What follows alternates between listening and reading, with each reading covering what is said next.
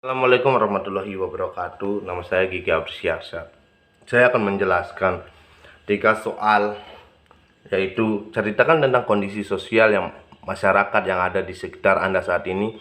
2. Jelaskan salah satu teori sosiologi yang paling Anda kuasai. 3. Jelaskan pula keterkaitan antara soal nomor 1 dengan nomor 2.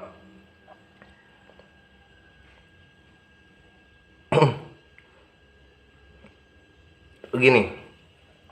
Pertama, ceritakan tentang kondisi sosial masyarakat yang ada di sekitar Anda saat ini. Kondisi sosial masyarakat saya yang ada di sekitar saya saat ini baik-baik saja dan masih beragama ataupun bertuhan, walaupun dengan kondisi seperti ini, di pandemi seperti ini, mereka masih biasa-biasa saja dan menganggap segala sesuatu itu gimana ya, kehendak Tuhan gitu. Kayak mereka itu memikirkan cuma bisa untuk makan untuk esok harinya, seperti masyarakat pada umumnya. Tidak ada gangguan mental akibat pandemi ini yang belum berkesudahan ini gitu. Di sini tuh juga mayoritasnya kan pedagang semua gitu. Dengan imbasnya dari pandemi ini, mereka pertama tidak bisa berjualan, tentunya apalagi yang berjualan di pasar itu kan sempat dilarang oleh pemerintah dulu gitu. Sekarang dengan berjalannya waktu, mereka dapat berdagang lagi karena pemerintah sudah menentukan kebijakan-kebijakan new normal katanya sih, saya tidak tahu kan, karena itu kebijakan pemerintah. Dan kehidupan di sini berangsur-angsur normal gitu.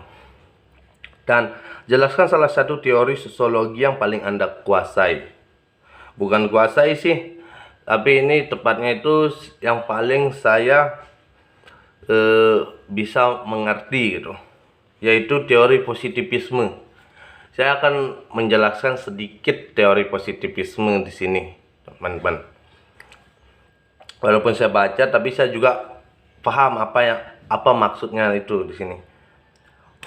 Teori positivisme memiliki teori positivisme atau hukum 3 tahap. Hukum 3 tahap merupakan unsur pokok dalam filsafat positivisme Auguste Comte, karena dalam hukum ini tercermin makna serta filsafat seluruh pandangannya. Hukum 3 tahap yang telah dikemukakan dalam karya utamanya Cause de Philosophie Positive secara lebih rinci diterangkan antara lain sebagai berikut, bahwa sejarah umat manusia juga jiwa manusia baik secara individual maupun secara keseluruhan berkembang menurut 3 tahap, yaitu tahap teologi atau fiktif, tahap metafisik atau abstrak, dan tahap positif atau real. Adapun masing-masing tahap tersebut ia gambarkan sebagai berikut. Yang saya bisa pahami dari ini adalah manusia mempunyai kepercayaannya masing-masing. Makanya dari hukum 3 tahap ini lahirlah namanya kepercayaan animisme dan dinamisme. Animisme itu kepercayaan kepada roh-roh yang ada di sekelilingnya, dan dinamisme kepercayaan kepada benda-benda mati. Mengapa seperti itu? Seperti yang dijelaskan di sini itu, bahwa sejarah umat manusia juga jiwa manusia baik secara individual maupun secara keseluruhan berkembang menurut 3 tahap, yaitu tahap teologi atau fiktif, tahap metafisik atau abstrak. Yang akan saya jelaskan sekarang yaitu tahap teologi atau fiktif. Tahap ini merupakan tahap pertama dari awal setiap perkembangan jiwa atau masyarakat. Dalam tahap ini, manusia selalu ingin menemukan sebab pertama dan tujuan akhir segala sesuatu yang ada.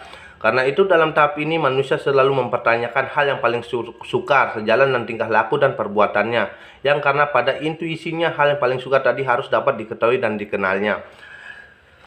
Saya melihat bahwa jika ada salah satu orang yang mempercayai tahap teologi atau fiktif seperti ini, bisa dibilang ini pemikirannya sejalan dengan para filsuf yang pernah ada pada zamannya, yang ingin mengetahui segala bentuk hal terkecil, dari mana asalnya.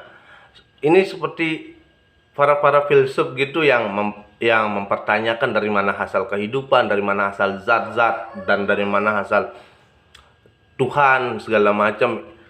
Ini seperti orang yang percaya tahap kayak gini nih, ini mereka sudah berpikir layaknya filsuf-filsuf yang ada di Yunani tahun-tahun yang sudah gitu. Saya akan menjelaskan tahap metafisik atau abstrak. Dengan berakhirnya tahap positif homoteisme, maka berakhirlah tahap teologi atau fiktif. Ini disebabkan karena manusia merubah cara berpikirnya dalam usaha mencari jawaban yang berkaitan dengan gejala-gejala alam. Dogma-dogma agama sudah mulai ditinggalkan, kemampuan akal budi mulai dikembangkan. Tahap metafisik menurut Auguste Comte adalah tahap peralihan, sebagaimana yang pernah dialami oleh manusia, yaitu proses perkembangan dari anak-anak hingga dewasa, harus melalui masa remaja sehingga tahap metafisik dalam perkembangan jiwa manusia mengantarkan jiwa manusia itu sendiri menuju perkembangan yang paling akhir. Auguste Comte menyatakan bahwa di dalam penelitian sejarah perkembangan ilmu pengetahuan, biasanya kita hanya berhenti pada politeisme saja, sehingga kita berpikir bahwa tahap metafisik ini adalah sama tujuannya dengan teologi.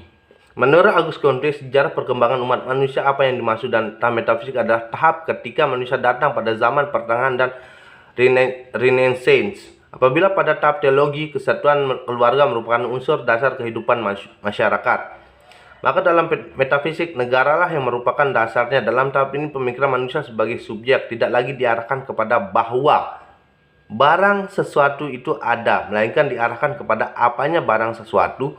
Bukan lagi kekuatan magic yang menentukan, melainkan analisis pikir yang menemukan hakikat sehingga ditemukan adanya tingkatan atau urutan yang ada. Dibedakan antara ada natural dan ada supernatural, dunia fisik dan metafisik. Dalam teori yang kedua ini, manusia sudah berpikir berkembang di sini. Dia tidak lagi selalu mempertanyakan ini dari mana, karena perkembangan manusia itu sudah berkembang di sini gitu. Dan bisa membedakan mana yang dari ciptaan manusia dan mana ciptaan yang di luar kepala manusia itu. Karena di sini manusia di sini itu sudah ada setelah kejadian Renaissance gitu. Tahap positif atau real. Ini tahap terakhir, positif atau real. Auguste Comte menerangkan lebih lanjut bahwa perkembangan dalam manusia pada suatu batas, manusia tidak lagi puas pada hal-hal yang bersifat abstrak.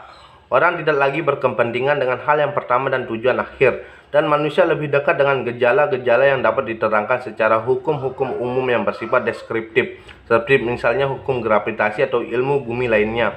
Pada saat perkembangan jiwa manusia sudah mencapai akhir, yaitu tahap positif atau real, di atas pandangan ilmiah yang matang, dan inilah tahap pembebasan sebenarnya, yang tidak perlu lagi bergantung pada tahap kodrati atau metafisik, yang kesemua itu tidak bisa dibuktikan secara nyata, sebagaimana dituntut secara indrawi dan menjadi matanya jiwa manusia. Maka manusia tidak lagi merasa tertolong oleh pengetahuan yang abstrak dan sesuatu yang bersifat mutlak dan universal. Maksudnya di sini itu manusia lebih berkembang lagi, karena kejadian-kejadian di luar akal mereka itu mereka simpulkan bahwa itu bukan kejadian-kejadian dari manusia itu, tapi sudah menjadi kejadian-kejadian yang ditentukan oleh pencipta alam semesta ini gitu. Oke, baik, cuma itu yang saya bisa sampaikan untuk nomor 2. Saya akan menjawab nomor 3. Jelaskan pula keterkaitan antara soal nomor 1 dan nomor 2.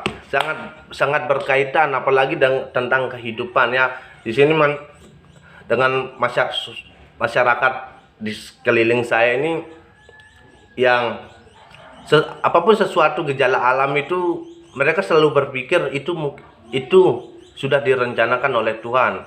Karena masyarakat saya di sini itu alhamdulillah beragama, taat juga, dan kitab suci adalah pedoman sebaik-baiknya pedoman hidup mereka di sini. Maka apapun kejadian-kejadian gejala alam yang terjadi di sekitar sini itu mereka selalu menganggap itu kejadian yang telah direncanakan oleh Tuhan atau Allah Subhanahu wa taala gitu.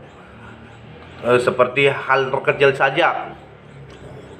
Di daerah saya ini sering terjadi hujan yang sangat lebat, dan masyarakat di sini itu menilai itu adalah hal yang wajar karena hujan itu berasal dari langit yang diciptakan oleh Tuhan atau Allah Subhanahu wa taala, dan mereka tidak memikir lebih dalam dari mana sih hujan segala macam. Mereka tidak berpikir seperti para filsuf di sini itu yang saya lihat, karena